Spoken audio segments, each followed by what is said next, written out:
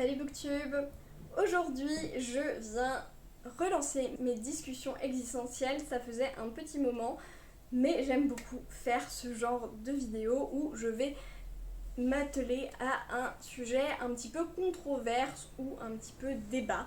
Et je vais réfléchir, j'ai rarement la science infuse, où la solution c'est plus pour apporter différentes opinions ou des choses un petit peu discordantes par rapport à ce qu'on peut voir de façon plus mainstream.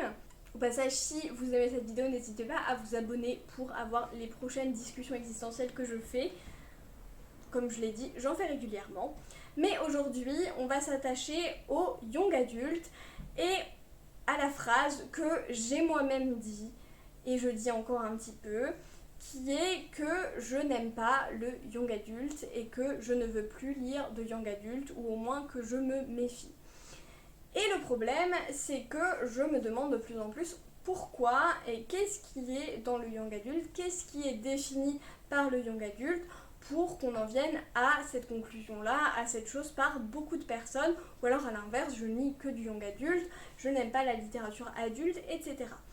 Et donc pour ça, je trouve qu'il faut se pencher avant tout la question sur qu'est-ce que le young adulte, et finalement c'est pas si simple que ça.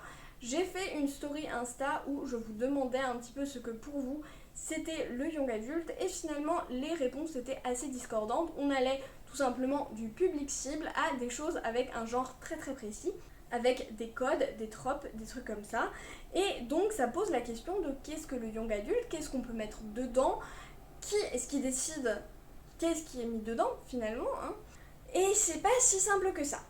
On va commencer déjà par une petite histoire de ce qu'est le young adulte. Alors la catégorie jeune adulte, c'est une catégorie qui existe depuis très longtemps.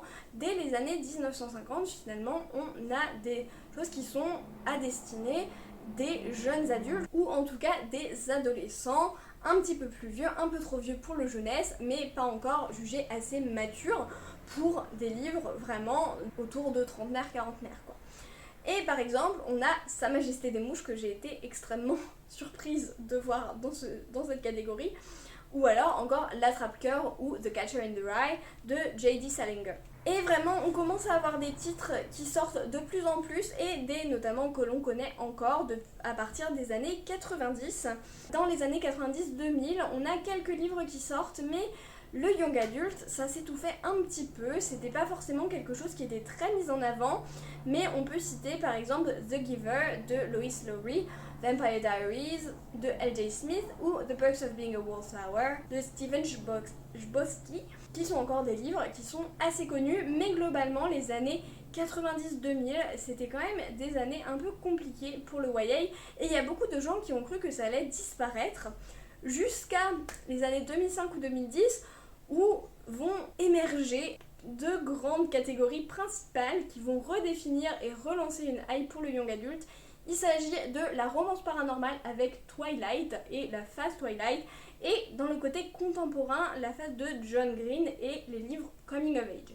C'est vraiment ça, dans les années 2005, qui vont relancer et définir en fait ce qu'on appelle actuellement le young adulte. Donc il y a tout ce côté romance purement contemporain avec des sujets assez importants, assez durs, assez profonds, qui vont être abordés par John Green notamment, et qu'on retrouve encore. On retrouve encore beaucoup les conséquences en fait de cette redéfinition du genre du young adulte. On a par la suite les Hunger Games qui vont sortir avec toute la vibe de dystopie à partir de 2008, qui vont aussi beaucoup redéfinir le young adulte. Il y a beaucoup de tropes qui vont émerger basées sur ces premières redéfinitions de ce que c'est le genre du young adulte, et après va partir de la romance paranormale, la fantasy et la romantasy young adulte. Et finalement, en fait, tout ce qu'on voit dans le paysage young adulte actuellement est un peu l'héritier de cette phase 2005-2010 qui a vraiment relancé cette vibe, et à quel point elle l'a relancée, puisqu'on sait l'état du young adulte actuellement. Et finalement, on a beaucoup perdu cette étiquette du young adult qu'il pouvait y avoir avant avec Sa Majesté des Mouches, The Giver, etc. On voit vraiment qu'il y a une transition qui s'est effectuée dans ce qu'on appelle aujourd'hui du young adult. On peut se demander d'où vient cette classification et quand est-ce qu'on donne cette classification en young adult. La première chose qui vient à l'esprit, c'est l'âge des protagonistes. Il est vrai que souvent, en young adulte, les protagonistes ont entre 15 et 18 ans. C'est assez classique, mais il y a aussi du young adulte où les protagonistes sont plus jeunes ou plus âgés. Ça peut arriver, mais on peut surtout dire qu'il y a beaucoup de livres où les protagonistes ont cet âge-là, et ce n'est pas du young adulte. Par exemple, on peut parler de The Kingkiller Chronicles, de Patrick Rothfuss, où vraiment on va suivre toute l'enfance du tueur de roi, et c'est pas du jeunesse ou du young adulte. On peut aussi parler de Mistborn, mais on en reparlera juste après, où la protagoniste a 16 ans. Et où du coup, ça pourrait totalement passer dans du young adulte. Mais ça suffit pas totalement, mais ça paraît quand même être une bonne base. Et à ça, en fait, viennent s'ajouter d'autres choses, et notamment des thématiques un peu intéressantes pour les adolescents et les jeunes adultes, notamment dans le coming of age. Et donc le fait de grandir, et on va avoir des thèmes qui vont se détacher, les relations avec les parents, les prémices de relations amoureuses, de l'éveil de la sexualité, comment on comprend qui on est par rapport à l'enfant qu'on était, la problématique du lycée, des écoles, etc. Mais finalement, pareil, c'est aussi beaucoup des thématiques qu'on retrouve aussi en littérature adulte. Et du coup, c'est assez compliqué de faire émerger strictement sur ce caractère-là. On va pas dire qu'on n'a jamais de découverte de relations amoureuses en littérature adulte ou de coming of age en fait en littérature adulte. Parce que c'est des thématiques en fait qui transcendent un peu les âges et qui sont relevant, pertinentes à tous les âges de la vie finalement. Et après, il y a des choses qui sont dites par certains ou certaines. Et par exemple, le côté moins bien écrit, le côté plus facile d'accès, un rythme plus rapide, plus effréné, et des thèmes moins lourds, plus faciles, moins complexes. Et tout ça, ça me pose vraiment un problème existentiel. C'est un petit peu en se disant, si un livre est simple, alors c'est du young adulte, parce que les ados sont supposés être plus bêtes pour la compréhension d'une histoire fictive, encore une fois, que des adultes, alors que c'est pas forcément et pas du tout vrai même. Et donc si c'est moins bien écrit, si c'est moins bien développé, si c'est moins intéressant, finalement ça ne mérite qu'un public adolescent, entre guillemets, en prenant le supposé de vieux cons qu'on peut être, que les adolescents sont inférieurs aux vieux cons que nous sommes, comme le disait déjà Platon à son époque. Et donc tout ça, ça me pose un petit peu un problème existentiel en disant déjà qui définit que c'est moins développé, que c'est moins intéressant, que c'est moins lourd comme thématique, ou est-ce que c'est simplement mieux fait?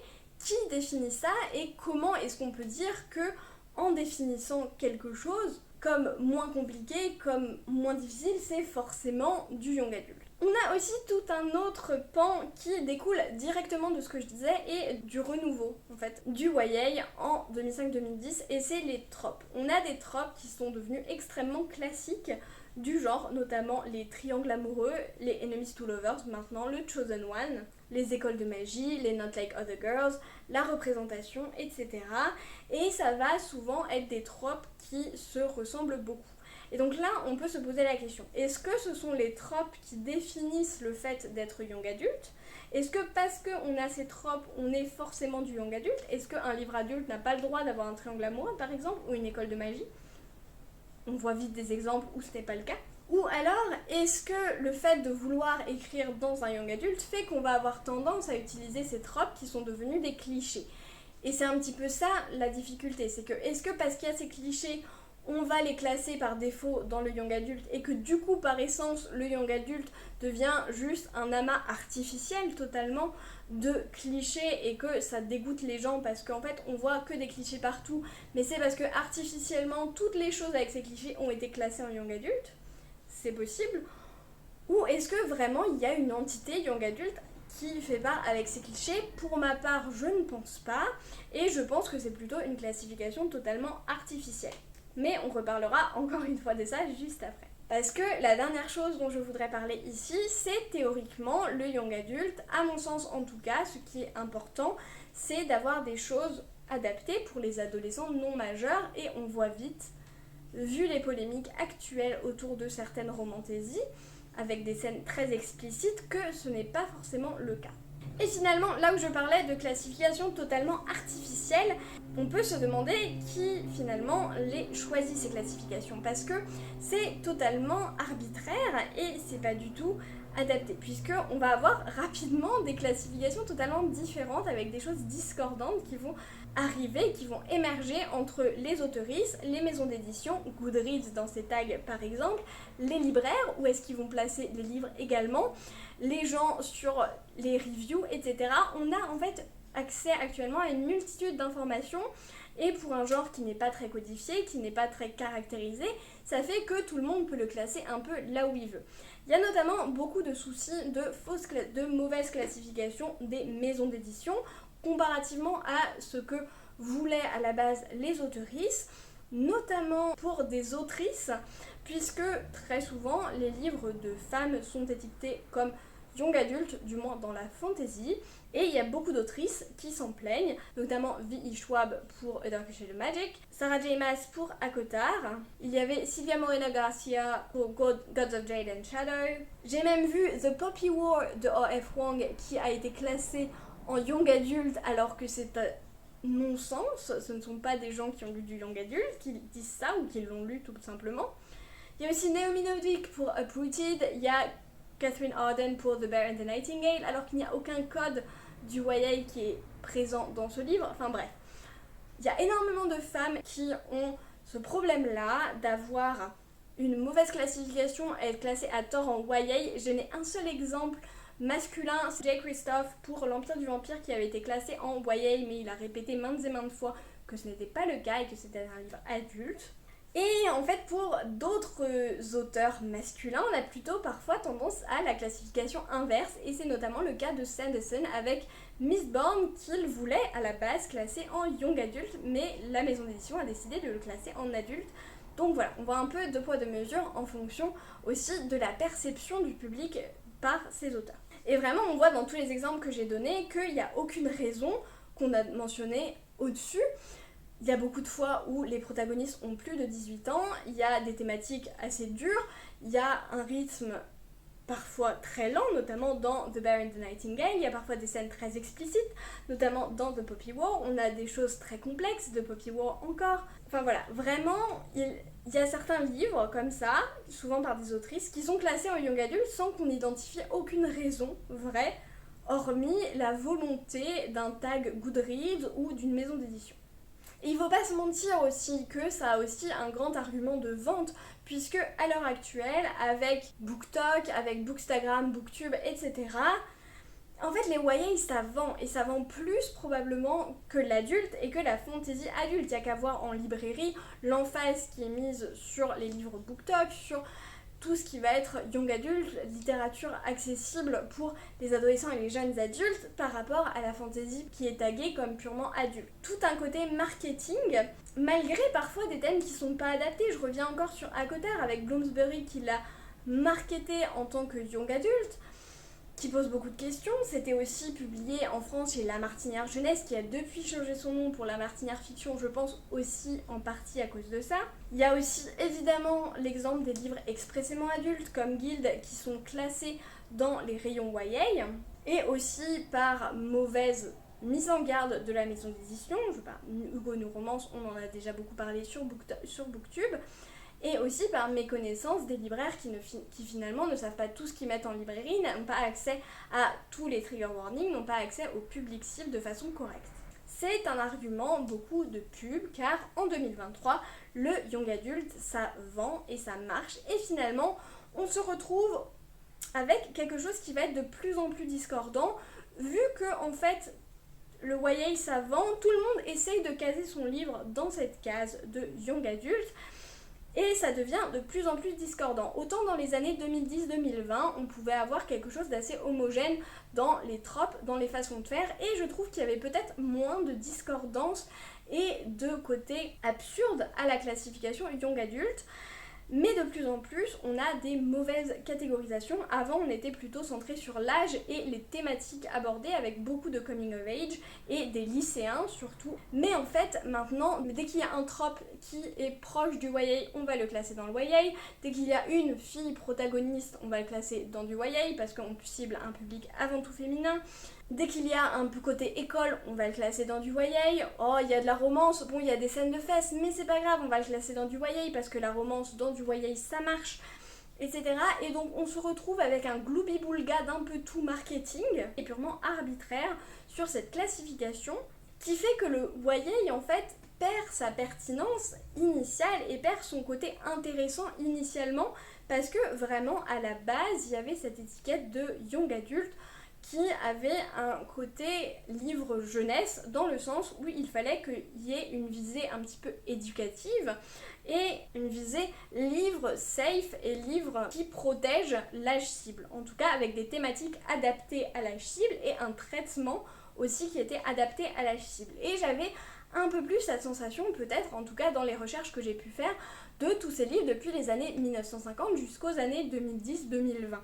Et peut-être que c'est ça qui a beaucoup changé, c'est que maintenant, étant donné qu'il y a tout ce côté marketing qui vise à tout rentrer, on perd un petit peu ces thématiques adolescentes, on perd un petit peu cette visée éducative, on veut tout mettre dedans, et finalement on reste sur une dichotomie très arbitraire, avec des choses qui ne sont pas du tout adaptées a priori à l'âge cible, puisque les scènes de sexe explicites, ça doit être market comme du plus de 18 ans, parce que légalement c'est censé l'être. Je ne dis pas qu'on ne peut pas lire de scènes explicites à 16 ans, mais il faut que ce soit clairement mis en avant, que ce soit clairement expliqué et que ce ne se retrouve pas dans un rayon jeunesse. Et il y a aussi beaucoup de problèmes avec ça, puisque encore une fois, sur le plan marketing, les gens, ils savent que les parents, ils se méfient pas trop de ce que les enfants ou les adolescents peuvent aller chercher dans le rayon jeunesse, le rayon young adulte, puisque c'est aussi un sentiment de réassurance. Si c'est mis dans ce rayon-là, avec cette étiquette young adulte, ça veut dire que c'est adapté pour les jeunes adultes. Sauf que de plus en plus, ce n'est pas le cas. Les parents se font avoir dans beaucoup de cas. Et du coup, ça pose énormément de questions sur cette évolution du genre du jeune adulte. Il y a eu une tentative à un moment de scinder cette essence du young adulte en deux avec la catégorie new adulte qui a essayé d'émerger et qui finalement n'a pas vraiment réussi. Qui était, en tout cas comment je l'appréhendais à l'époque, c'était du young adulte mais avec des scènes explicites, en gros. Et je trouvais que c'était pas si déconnant, en fait c'était plus pour la tranche 18-25 ans, puisque on dit traditionnellement que le jeune adulte c'est à destiné d'un public cible de 15 à 25 ans, le new adulte c'était les 18-25 ans. Et je trouvais que c'était pas aberrant, mais c'est vrai que ça n'a pas réussi à fonctionner et à marcher. Donc finalement, si on enlève les classifications un petit peu arbitraires du marketing, simplement des tropes qui ressemblent et qui sont devenus des clichés, donc on le fout dans du YA, et qu'on se concentre sur une visée éducative avec des thèmes qui sont centraux à l'adolescence, qui sont importants pour les adolescents, qui permettent de les faire évoluer et qui sont appropriés et qui sont traités de façon appropriée pour eux, finalement ça garde quoi? À votre avis, si vous réfléchissez à vos YA, je pense que ça en écrème beaucoup. Et tout ça, pour moi, ça explique aussi ce côté et cette mouvance anti-young adulte qui monte parce que finalement j'ai l'impression que c'est pas une déférence anti-livre young adulte comme je l'ai dit quand on écrème un petit peu tout, des livres centrés sur des lycéens avec des problématiques de lycéens. Je sais qu'on est beaucoup d'adultes à aimer ça, moi j'aime beaucoup, ça me rappelle des souvenirs de quand j'étais jeune. La vieille conne quoi. Mais finalement, c'est que plus on inclut des livres à clichés dedans, plus les grands lecteurs et les grandes lectrices vont se dire que c'est cliché, que c'est mal écrit, que c'est mauvais, parce que c'est juste un truc qu'on a vu des dizaines et des dizaines de fois. Et si ça peut être apprécié par un public nouveau dans les clichés, moins par des grandes lectrices qui lisent ça depuis 10 ans. Et finalement, est-ce que c'est ce côté manque d'imagination parce que c'est ce qu'on met dans la catégorie du YA et que dès que ça va être un peu plus réfléchi, un peu plus intelligent, artificiellement on va le mettre en adulte? Est-ce que c'est ça qui fait pas que il y a cette mouvance contre le young adulte et contre ce qui est targué en tant que young adulte? Et du coup, la question à laquelle je n'ai pas la réponse et je serais très intéressée pour discuter avec vous dans les commentaires par rapport à tout ce que j'ai dit là, ma question c'est si on n'aime pas le young adulte, si on se méfie des livres qui sont market en tant que young adulte, est-ce que c'est une faute de l'âge cible et de la façon de raconter les histoires pour l'âge cible? Est-ce que c'est une faute de la classification réelle ou est-ce que c'est une faute d'un côté marketing de cette classification qui est purement arbitraire par les maisons d'édition, par les librairies, etc. Donc voilà, c'est la question que je vous pose, n'hésitez pas à venir répondre en commentaire. J'espère que ce débat, cette discussion existentielle vous aura intéressé. Si c'est le cas, n'hésitez pas encore une fois à venir me parler en commentaire, à faire un petit emoji énervé dans les commentaires, rien que ça aide à la visibilité de la chaîne et n'hésitez pas à mettre un pouce, etc. J'espère encore une fois que ça vous a plu, que vous aurez appris des choses, que vous aurez réfléchi un petit peu sur votre haine, peut-être injustifiée sur le young adulte, mais en attendant, on arrête tous de procrastiner, on va prendre un livre et moi je vous dis à la prochaine.